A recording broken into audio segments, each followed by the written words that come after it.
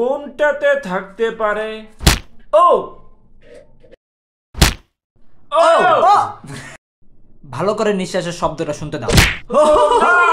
ঠিক আছে লৌগা, আরে তুমি ওই দিকটা যাও না। তুমি তৈরি? আরে মাথাটা নামাও।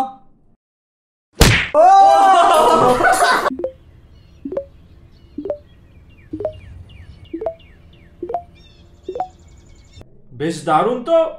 ও ও ও ও আমি তো ভেবেছিলাম এটা কাজ করবে না। সাকিব ফিরে এসো। সাবস্ক্রাইব।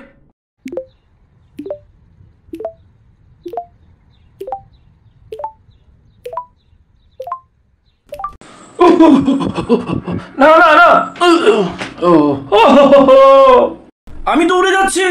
ও ও মাই গড, আমি একটা ভাসমান বাড়িতে, সাহায্য করো সাকিব। সাবস্ক্রাইব। আমার পিছে লুকিয়ে থাকা মানুষদেরকে খুঁজে বের করতে পারবে? দেখা যাক র্যান্ডম মানুষগুলো পারে কিনা। তোমার সামনে 5 জন মানুষ আছে, তুমি যদি 15 সেকেন্ডের ভিতরে সবগুলো মানুষকে খুঁজে বের করতে পারো তোমাকে দেব $10,000। শুরু করো। একটা মেয়ে কাঠে আছে, আরেকজন চকলেটের ছেড়ে আছে, আরেকজন ওখানে আছে, ললিপপের কাছে, আরেকজন ওখানে, আচ্ছা 5 নাম্বার এখানে। ওয়াও, তুমি পেরেছো। ও ইয়ে, তুমি 3 সেকেন্ডের আগে পেরেছো। এই নাও $10,000। ও ইয়ে।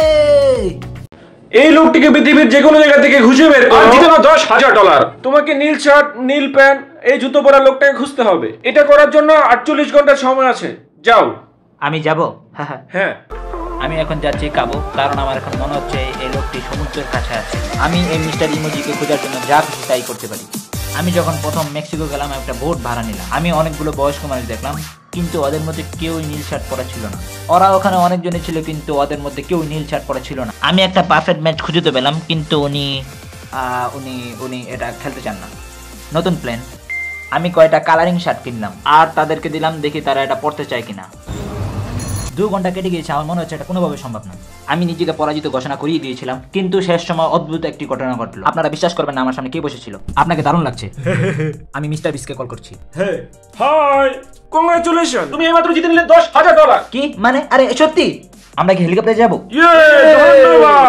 $10,000 পেতে হলে নর্থ পুলে যাও আর আমার জন্য বরফ নিয়ে আসো। কি? একটাই শর্ত, বরফ গলে গেলে চলবে না। বেশ, চললাম। ঠিক আছে, পরে দেখা হচ্ছে।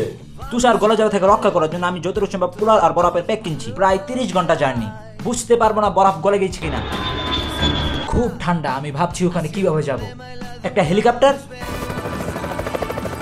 এটা অসাধারণ। প্রায় পৌঁছে গেছি। ও যতটা আসা যায় এতটা এসেছি। বেশ, এবার জিমির কাছে ফেরার সময়। বরফগুলো যেন না গলে। 30 ঘন্টার ট্রিপ, আশা করো সব যেন ঠিক হয়। আমি খুবই নার্ভাস। ও, আমি চলে এসেছি। দেখাও দেখি ওটা কি গলে গেছে। ঠিক আছে, এটা নর্থ পুলের বরফ। এই নাও $10,000।